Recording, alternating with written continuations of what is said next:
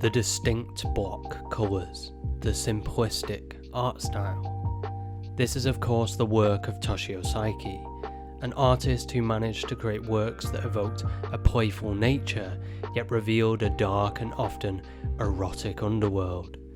In many ways reflecting Japan's history with eroticism and the Ero Guro traditions through the lens of a simple, cartoonish art style. With so much being presented as so little, how do we unravel what lies beneath his work? To understand it, we have to contextualize it and to trace the rich cultural history that builds the foundation of his work. Okay guys, welcome back to the channel. Today we're going to do something slightly different. We're moving away from the realms of cinema, and today we're looking at one of my favourite artists. Coming from Japan, this is Toshio Saeki. Today we're going to take a look at how his work is often simplistic, yet beneath that veneer of simplicity is something a lot more complex. But anyway guys, if you enjoyed the video, please like, comment, subscribe, and do all that amazing things. Leave a comment down below, do all the stuff that boosts the video in the algorithm. It'd be so great to have more people seeing these videos. So if you do enjoy it and you're enjoying it as it goes along, make sure you do all that amazing stuff. And anyway, let's get on with the video. I think all artists are, in some respects, quite conservative people. They're more conservative than we think because, first of all artists are very much aware, however new, however revolutionary they are, they're always aware of what people have done before, and they're very concerned with that. They're in constant dialogue with that. That was of course John Berger talking about how artists are always attached to their past, and for Toshio, that's no different. Toshio Saeki's work is not born from nothing.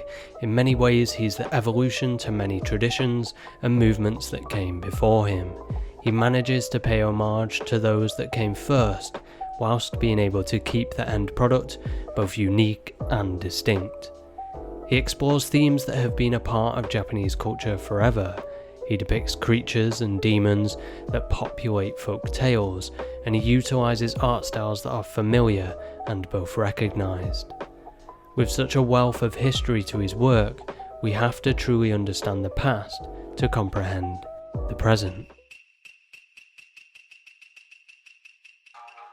Toshio Saeki's work is in many ways a development of the Shunga tradition, a traditional erotic art style in Japan that was most popular during the Edo period. Heavily printed and replicated by using wood prints, the art remained a staple of Japan for many years. Whilst it had been attempted to ban it, it always resurfaced. It was not until photography appeared that the genre truly dropped off, but many have, myself included, seen Shunga as the foundation for things like hentai. No other culture has a fascination with animated adult material like Japan does, and I think it's of no surprise that we find a history of something like Shunga. These simple woodblocks were made for entertainment. They were lowbrow art made for the masses. Sometimes depicting scandals and rumours, they fed into mass culture and aimed to appeal to people for their crude and explicit depiction. So one of the books that I always return to when I want to think about art and the images in front of us and what we're seeing, I often draw myself to John Berger's Ways of Seeing. Now this is probably, for those that are really into that art, is probably a more simplistic book, and they probably go way beyond that. But for me it still holds a lot of weight that I think is quite important, and I think has some relevance to this conversation as well. Throughout this book, he often talks about how images are developed over time, how replications of images change the initial meaning, how a photocopy of one image is totally different than the original, and how that journey of an image into different formats and different places changes. He looks at how someone could have a poster print of the Mona Lisa in their bedroom, and then the art becomes the actual wall that that piece is on instead of the actual Mona Lisa. Mona Lisa becomes part of that more complex image. When we're looking at a work like Toshio Saeki's, I think there's something to be said here about that type of thing. On the one hand, his artwork is about replication, or the history of replication. That simplicity is to show that this is something that should be replicated in many ways. I think what I'm trying to get at here is that With that earlier art form of replication comes this idea that this is something that appeals to a mass audience. Now, something else that he says in the book as well is how images change over time. If someone was to see an image of a fire in medieval times, that would connote very different things than what it connotes to us. For them, it would probably be slightly more related to biblical aspects or the reasons of hellfire and the things that could go wrong. For us, it's probably more of a utilitarian picture, something that we know is something that can happen. A house can burn down if you're not careful, and there's the dangers associated with that, but they're less spiritual. We're more occupied with the physical aspect of fire.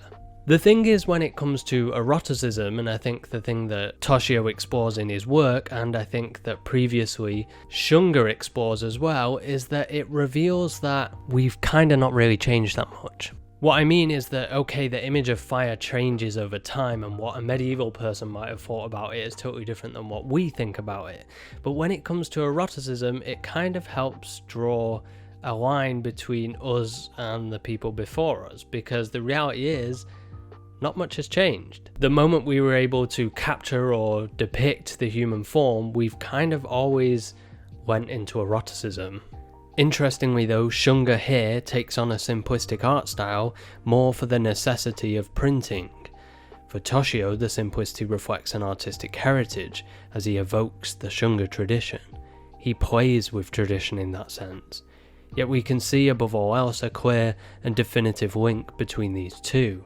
Side by side, the art holds many similarities that can't be ignored.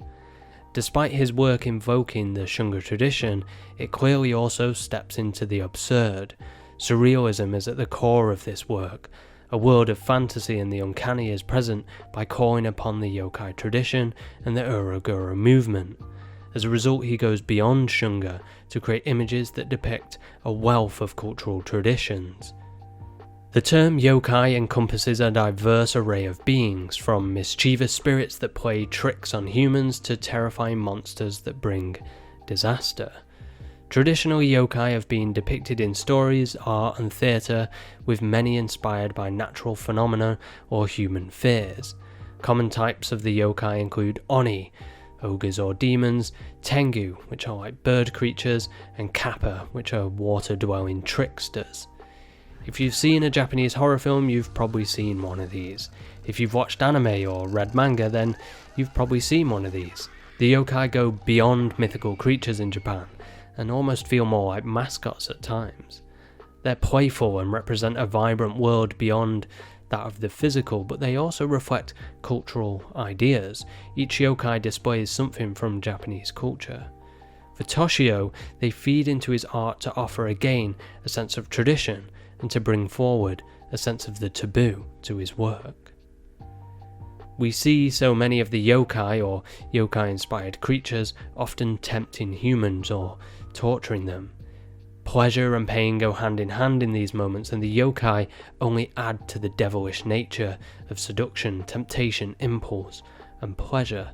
In many ways, these scenes take traditional ideas and peer behind the facade.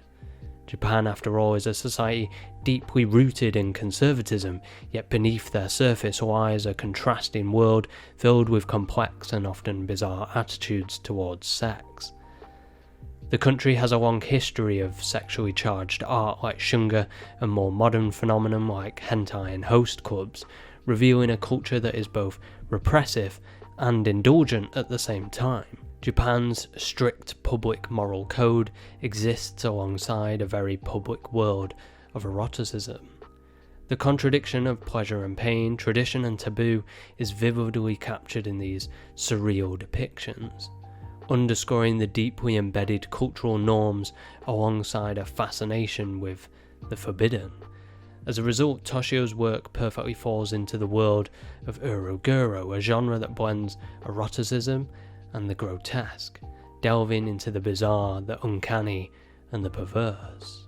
The Ero Guro nonsensai, or erotic grotesque nonsense, emerged as an artistic and literary movement in the earlier 20th century of Japan, thriving particularly in the 1920s and 1930s. It explores themes of distorted beauty, bodily horror, and sexual deviance, often as a means of confronting societal taboos and repressed desires.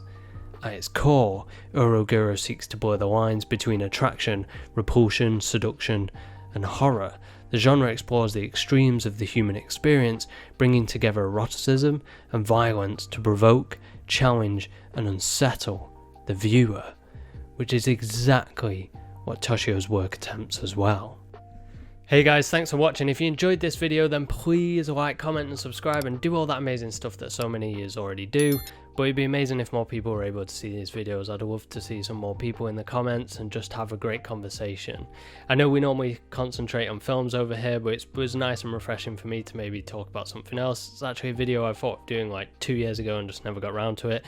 But finally, I've got around to doing it. And yeah, I hope you guys enjoyed it. It was a little bit harder to make because I could only really use images and not videos, and that's a lot easier to mess with on editing. So I hope it was interesting. I hope it was still entertaining. Anyway guys, thanks for watching. I hope you enjoyed it, and remember to like, comment, and subscribe, and I'll see you guys next time.